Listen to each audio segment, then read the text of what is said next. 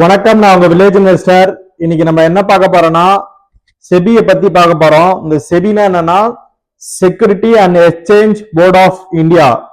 இது என்ன பண்ணுனா இப்ப ஆர்பிஐன்றது பாத்தீங்கன்னா இந்த பேங்க்ல இருக்கிற பேங்க்ஸ் எல்லாம் கண்ட்ரோல் பண்ணும் இல்லையா, ஆர்பிஐங்கிறது ரிசர்வ் பேங்க் ஆஃப் இந்தியாங்கிறது.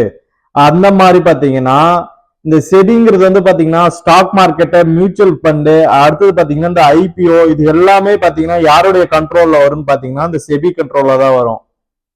இந்த செபி என்னென்னலாம் பண்ணும், அதாவது இந்த செபிங்கிறது என்னென்னலாம் பண்ணும். இந்த செபி பாத்தீங்கன்னா ஒரு புதுசா ஒரு ஐபிஓ வருதுன்னா அந்த செபி தான் அப்ரூவல் வாங்கணும். இந்த செபி எப்ப உருவாக்கப்பட்டதுன்னா 1992 உருவாக்கப்பட்டது. அடுத்தது பாத்தீங்கன்னா மியூச்சுவல் ஃபண்ட் இருக்குல்ல பாத்தியா, இந்த மியூச்சுவல் ஃபண்ட்ல கரெக்டா ஃபண்ட் எல்லாம் அலோகேட், அதாவது கரெக்டா நடக்குதா என்னன்னு சொல்லிட்டு செக் பண்றதுக்கு இந்த செபி யூஸ் பண்ணுவாங்க. அடுத்தது ஸ்டாக் மார்க்கெட்ல கரெக்டா இன்வெஸ்டருக்கு கரெக்டான மார்க்கெட் நடக்குதா அப்படின்னு சொல்லிட்டு இது பண்ணுவாங்க. இதுல ஏதாவது ஃப்ராட் ஆக்டிவிட்டிஸ் இல்லைன்னா இல்லீகல் ஆக்டிவிட்டிஸ் ஏதாவது பண்றாங்களா, இதெல்லாம் செக் பண்றதுதான் செபியோடைய வேலை. ஃபர்ஸ்ட் இப்ப இதுல என்ன பார்க்க போறோம்னா இதோட கீ ஃபங்க்ஷன்ஸ் அண்ட் செபியோடைய டீடைல்ஸ் எல்லாமே பார்க்க போறோம். அதுக்கு முன்னாடி நம்ம சேனலை சப்ஸ்கிரைப் பண்ணுங்க. இதோட கீ ஃபங்க்ஷன்ஸ் என்னன்னு நம்ம இப்ப பார்க்கலாம் ஃப்ரெண்ட்ஸ். அதாவது பாத்தீங்கன்னா ஃபர்ஸ்ட் என்னன்னு பாத்தீங்கன்னா ப்ரொடெக்ட் இன்வெஸ்டர், அதாவது இன்வெஸ்டரை ஃபர்ஸ்ட் காப்பாத்தணும். அதாவது என்ஷூர், அதாவது ஃபர்ஸ்ட் என்ன பண்ணா என்ஷூர் பண்ணும் கரெக்டா இருக்குதா, எல்லாமே கரெக்டா நடக்குதா, எல்லா பிரைஸோட மார்க்கெட் பிரைஸ் எல்லாமே கரெக்டா ஏறுதா இறங்குதா, எல்லாமே இது பண்றாங்களா, இதுல ஏதாவது மால் பிராக்டிஸ் நடக்குதா அப்படின்னு சொல்லிட்டு பார்ப்பாங்க. அடுத்தது பாத்தீங்கன்னா ரெகுலேட்டரி, அதாவது கரெக்டா ரெகுலேட் பண்ணும். ஏதாவது ரெகுலேட் பண்ணுனா இந்த பிஎஸ்சி, என்எஸ்சி அண்ட் தென் பாத்தீங்கன்னா மியூச்சுவல் ஃபண்டு, இந்த ஐபிஓ எல்லாமே கரெக்டா நடக்குதான்னு சொல்லிட்டு ஒரு பார்வை பார்த்துட்டே இருக்கும்.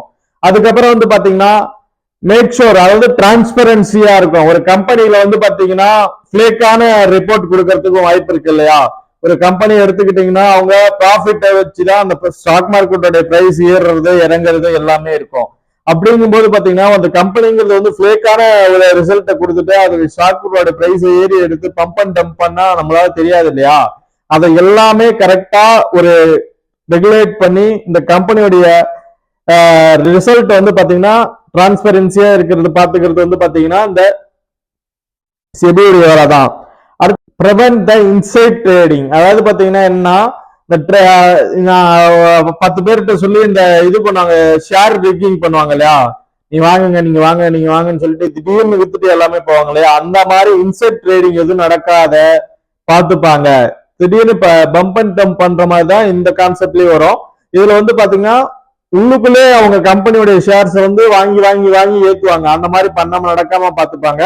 அதுக்கப்புறம் பாத்தீங்கன்னா புதுசா ஒரு ஐபிஓ வருதுன்னா யார்கிட்ட இது பண்ணுவாங்கன்னா, நம்ம ஐபிஓ ஓட்டணும்னா ஃபர்ஸ்ட் செபி கிட்ட போயிட்டு தான் அப்ரூவல் வாங்குவோம். அந்த மாதிரி இந்த ஐபிஓ ஓட்டுறதுக்கு இந்த செபியோட அப்ரூவல் கொடுத்தாதான் எதா இருந்தாலும், ஸ்டாக் மெர்ஜ் பண்றதா இருந்தாலும், ஸ்டாக் உடைய இது பண்றதா இருந்தாலும், ஸ்பிளிட் பண்றதா இருந்தாலும், இதுக்கு எல்லாமே பாத்தீங்கன்னா செபி அப்ரூவல் கொடுக்கணும். அப்ரூவல் கொடுக்காம எதுவுமே பண்ண முடியாது. பாத்தீங்கன்னா ஸ்டாக் மார்க்கெட்ல பாத்தீங்கன்னா மியூச்சுவல் ஃபண்ட்ஸ் எல்லாம் இருக்கு இல்லையா, அந்த மியூச்சுவல் ஃபண்ட் பாத்தீங்கன்னா ரெகுலேட் பண்ணும். ரெகுலேட் பண்ணனா இப்ப குவாண்டம் மியூச்சுவல் ஃபண்ட்ங்கிறது இந்த ஃபண்ட்ல போட போறாங்க, இந்த ஷேர்ஸ்ல போட போறாங்க அப்படின்னு சொல்லிட்டு ஒரு தடவை ஒரு இஷ்யூ வந்தது.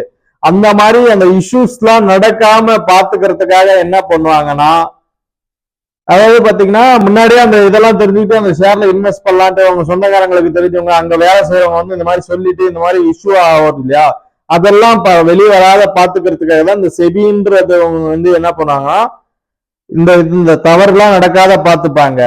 இதனால இன்வெஸ்டர்ஸ்க்கு என்ன பெனிஃபிட், பேங்க்ல நம்ம பணம் போட்டா கரெக்டா இருக்கா அப்படின்னு சொல்லிட்டு ஆர்பிஐ பாத்துக்கும். ஸ்டாக் மார்க்கெட்ல நம்ம பணம் போடுறது பாத்தீங்கன்னா கரெக்டா அந்த ஸ்டாக் மார்க்கெட்டை இயங்கினாதானே அந்த மக்கள் நம்பி அந்த பணத்தை போடுவாங்க. அதனாலதான் செபி என்ன பண்ணுனா கரெக்டான ட்ரேடிங் நடக்குதா, கரெக்டா எல்லாமே நடக்குதான்னு சொல்லிட்டு செக் பண்றதாலதான் மக்களுக்கு ஒரு நம்பிக்கை பாத்தீங்கன்னா ஷேர் மார்க்கெட்ல இன்வெஸ்ட் பண்றாங்க. இப்ப பண்ணிட்டு இருக்கவங்க நீங்க ஷேர் மார்க்கெட் நினைச்சு பயப்படாதீங்க, இன்வெஸ்ட் பண்ணுங்க. லாங் டேர்மா இன்வெஸ்ட் பண்ணீங்கன்னா உங்களுக்கு லாஸ் ஆகாது. அது இல்லாம பாத்தீங்கன்னா சமயத்துல அதாவது என்ன நியூஸ் வந்ததுன்னு நீங்க கேட்டிருப்பீங்க. இப்ப ஒரு நியூஸ் வந்தது, ஒரு அம்மா நான் ட்ரேடிங் சொல்லி கொடுக்குறேன்னு சொல்லிட்டு பாத்தீங்கன்னா கோடிக்கணக்கான பணத்தை ட்ரேடிங் சொல்லி கொடுக்குன்னு சொல்லிட்டு காசை வாங்கிட்டாங்க. வாங்கி நல்லா இது பண்ணிருக்காங்க. அந்த மாதிரி இது பண்ணக்கூடாது. அப்படி பண்ணதால பாத்தீங்கன்னா செபி அவங்களுக்கு ஃபைன் போட்டிருக்கு ஃப்ரெண்ட்ஸ். என் சேனலை பிடிச்சா சப்ஸ்கிரைப் பண்ணுங்க, ஷேர் பண்ணுங்க. Thank you, have nice day.